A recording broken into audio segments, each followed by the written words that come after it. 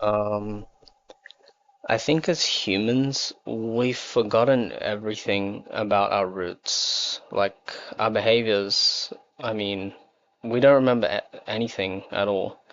When we talk about cavemen, we think of ancient stories and maybe something like funny. I don't know, like how they were uncivilized. We call them uncivilized, but they lived and told the greatest stories that we'll probably never hear. Probably never hear. We will never hear them. And I'm not just talking about cavemen. I mean, anyone that lived in an age where people would look each other in the eye, people would get close to each other. I think they probably held hands or something, and then sang around a fire in the nighttime. Then they'd probably go off to bed while some keep watch over the group, because it was dangerous then. And when the morning came, and let's say like one of them was taken by a wild bear, everyone would panic, right? I would panic like crazy if that happened to me. If that happened now, everyone would pack their bags and get out. But I don't know, then it had to be different then. I'd say like the leader, the one who calls the shots, would tell all the children that are still alive to hide themselves. The leader would grab one of the stronger athletes and take a slow walk across the jungle to really find out what happened to that guy, the guy that got taken by the bear, or like if he really did get mauled by a bear, or did he survive? There was no suspense, I think. I don't think anyone would be like anxious. There was just the result waiting for them. Well, anyways, the guy that got taken by the bear had died much earlier before any of them had woken up. These people were dreaming a lot when they were sleeping. They had to be dreaming a lot. Otherwise, nothing would have been made. I mean, we probably wouldn't even existed. Well, anyways, it's kind of off topic. They'd be finding the guy that got taken, and they'd find him in the end, obviously, if they did. I think they'd find him. And they had to have cried a lot in so much like regret because they lost one of their group members. And seeing him alive, seeing him dead after seeing him alive, it would probably taken them a while to understand that death is really inevitable. Like, I don't know. I don't think they would have, like thought like we do. Sometimes we go a little crazy in the we go a little crazy in the head.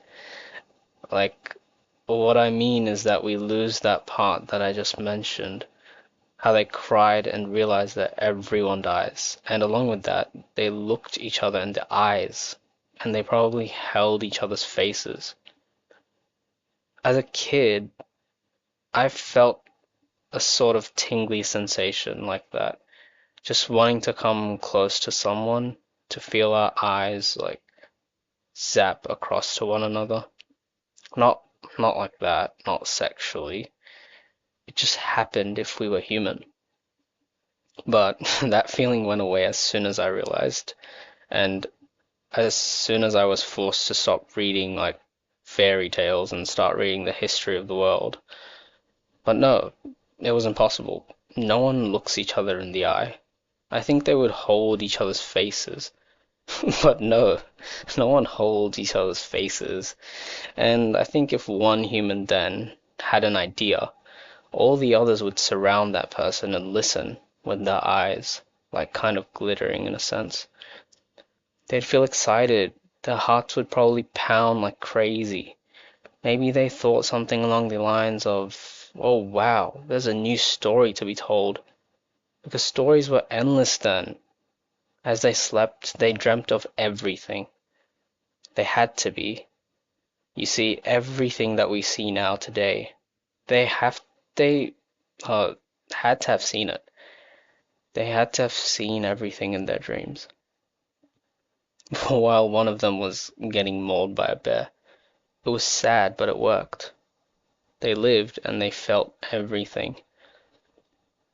I think the child taught the adult, and it went both ways. And it wasn't long before the entire group died. And I don't know, who knows? Maybe everything I'm saying is like just a fantasy. I don't know anything about those people, anyways. I mean, I haven't dreamed much. I don't know. I haven't felt much either. It's a little funny to think like what would happen if a bear would come take one of us every night. I think an argument would start every night.